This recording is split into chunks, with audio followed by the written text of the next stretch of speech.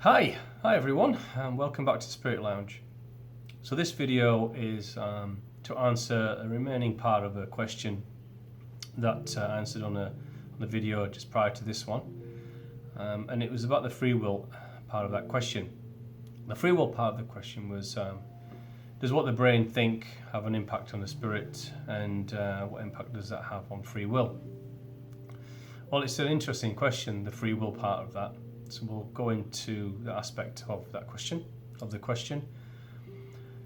Free will. Well, it's a divine liberty of ours. We're born with free will. It's a universal law. It's a universal liberty of ours, of our spirit. The spirit is free, sovereign. Doesn't come under jurisdiction of anything other than of the divine grace from which it emanates and from which it came. From the origin of what we are, that all that we are, the isness, that all that is. And free will is one of our divine attributes of sovereignty.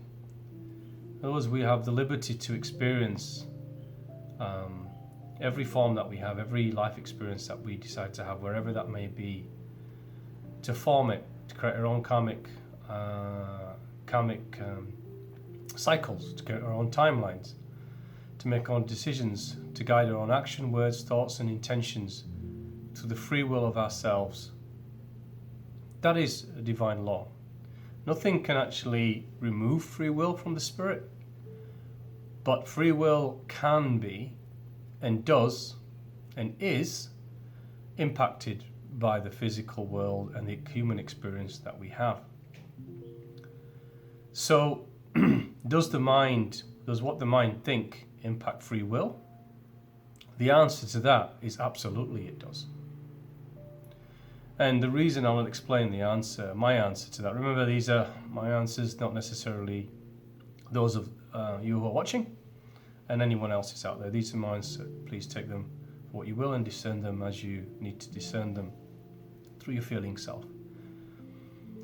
We are born into these incarnational cycles of life with free will.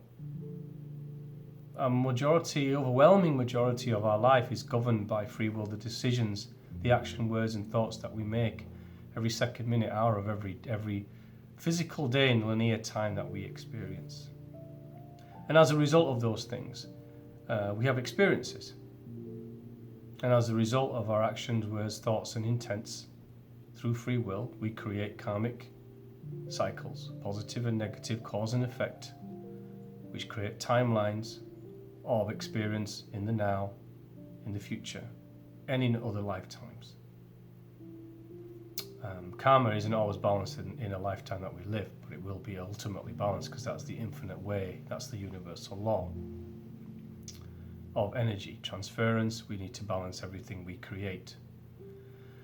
Now, that divine attribute that we come into life with, into this world of abstract and brutal duality, which again is what we create. It doesn't come. Duality wasn't born into this divine universe. It was created through the fact that we have free will, and this divine universe will support all possibility. This energy that's waiting for transformation. Destruction, creation and transformation, another divine universal law. Thought and intention, another divine universal law. Energy, the basis of all things. And through those things we create the duality that we live in. Through free will, we have the ability to go either direction, to take our lives wherever we should wish them to go. What impacts our free will, our actions, our words, our thoughts in these human lives that we live, these incarnations that we have, and why we actually keep reincarnating and not releasing from the cycle of rebirth, or moksha, as it's known within Hinduism, is because of the external influences that we know we're going to experience here, the programming, the ideologies, the philosophies, the religions, the dogma, the mental, physical, emotional, spiritual programming that our parents, our friends, our environment, the the people we interact with through life have and impose upon us, and that we receive through our minds. Remember, this is a physical experience, and we are impacted by the physical environment and everything within it, physical, as we experience it, influences each of us mentally. And through that process, we then develop our own dogmas, ideologies. We develop disconnection, as we've talked about in previous videos, through intellectualism, the building of excessive ego, unbalanced ego, narcissism, narcissistic traits, going into self, individualism, separation, through all sorts of identity politics, identity groups, whatever that might be. We absorb all of these things from this immense human experience, comes into us, and it forms our belief systems of the mind. Those belief systems of the mind will influence our actions, our words, and our thoughts and our intentions, which means they impact our divine free will. Divine free will is only truly experienced when our actions, words, thoughts, and intentions are driven from our spirit and our heart from within, not from belief systems, ideologies, dogma, science, even identity politics, the external world, and everything that it imposes upon us from so many areas, it's countless. That's where true free will is. But we also have, the true free will is there because we also have the true free will to be driven by other things. So does what the mind think influence free will? It absolutely does, if we allow it. But it's not the mind that's the problem, remember, with free will. It's free will itself. It's the irony of it. We are born with this incredibly powerful divine sovereign liberty that we can do and think and be whatever we wish to be. But it's our choice through free will to determine where the guidance of that, where the governance of that, what the regulator of that, if there is such thing, comes from. Is it going to come from the inner heart and the spirit? Or are we going to move into the mind and live mentally directed lives, which is overwhelming intellectual, to direct everything we feel in life and what we dismiss in life? So we can choose through free will to allow our mind to be, conditioned and maneuvered through our external world and all of the inputs and environmental factors, social factors, financial factors, political factors, other ideologies, philosophies, religions, whatever it might be, to program our mind to believe and function a certain way. Or we have the free will choice to allow our mind to join in the Trinity of the heart and the spirit to receive a different direction. So it's not the mind that's the problem, it's what we choose to allow to influence it. Where is the information, where is the knowing coming from that we decide to process through our mind, which then directs our actions, words, thoughts, intentions? So free will and the mind and the spirit and the heart have the same impact. It just depends what we choose through free will to have the leading seat. What is at the head of that table, if you like, that metaphorical table? Is it going to be the mind, the spirit, or the heart?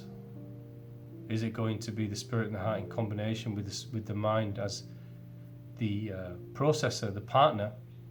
for not the governor, not the receiver of information, which is what all of my videos are all about. And through free will, are we going to allow ourselves to see that the external world is influencing us every second, minute, hour of this day, and it's up to us to choose to either just be slaves to what we receive in the external world and be programmed by it and be governed by it, or not. It's an important decision to make, because it's a courageous thing to wake up to what the world is. And I suppose that's what this awakening is that everyone experiences. It's just a mental one as far as I can see. I can feel it's a mental one. We approach everything through mind, when actually through the mental awakening we need to make that leap to embracing something that we kind of intellectually don't like to embrace, because it takes a lot of courage. Like I said, lest we forget, it takes a lot of courage to embrace something unseen and say there's a source of things, because you can be coming across in intellectual circles as some kind of religious ideological thinker, or something such like. It takes courage to open up to things like that. So decide what you want, because having being influenced through external programming, we should ask a question to ourselves: is that really free will then?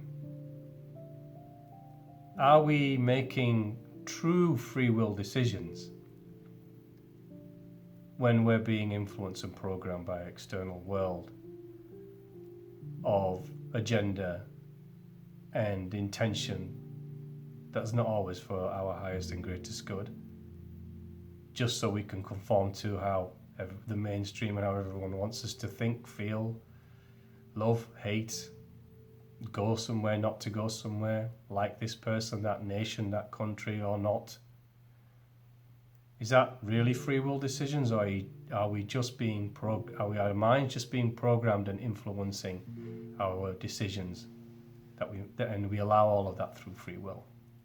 True free will is when we open up to everything that truly is, and allow ourselves to be questioned.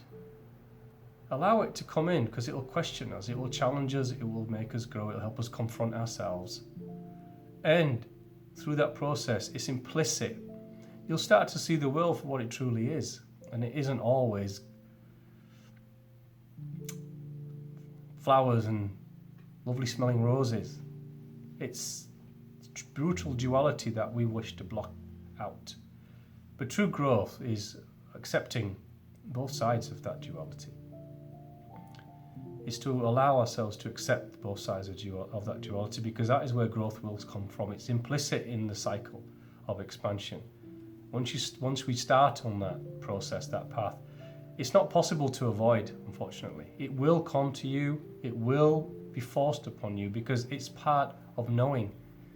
It's impossible to expand into the all-knowing, into knowing of all that is, if we're not willing to see all that is. So does mind have an influence on free will? Yes, it does. It absolutely does. Because it will influence what we decide to do, what action we decide to take, what words we decide to say, what we decide to intend for all that is around us, the thoughts we decide to think, the feelings we decide to feel. And that's because through free will, we can either allow the mind to be free and partner with our spirit and our heart, or we can allow this world and this environment that we live in to program it and influence us, and thereby impact true free will. But it's free will itself that governs which aspect we take. So it's actually free will, not the mind, which is the governor. Yet again, because free will is a universal divine law. The mind is not a universal divine faculty. It's a faculty of the body, of this experience, of this humanness. That is why when we answer these questions, it always ends up looping back to divine law, because it's ultimately all that is.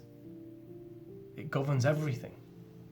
We cannot make anything in the physical world of this body of intellectualism, ego, narcissism, whatever it is, self-indulgence with the me and the I.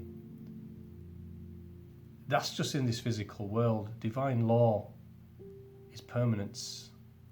It's infinite. It's of grace. It's of everything, and all that is, will ever be, can be, is, and will never be. It always comes round to that.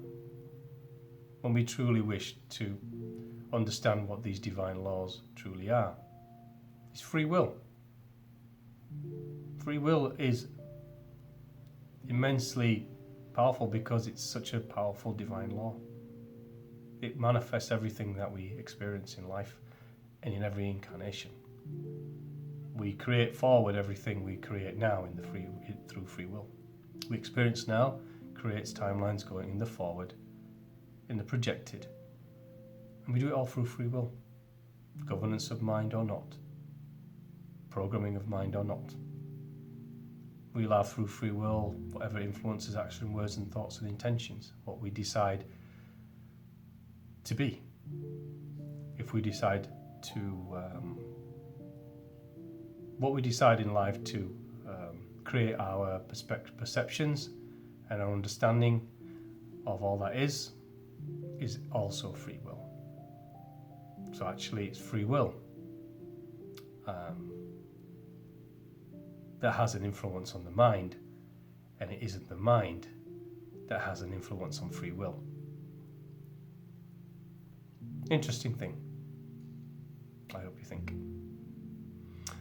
Okay, thanks so much. That was the second part of the question that I was asked. I didn't manage to answer it in the previous video because I tried to split these up into more bite-sized videos if possible. Again, like and subscribe and share. Actually, more importantly, share to those who you think might find these videos and this channel useful.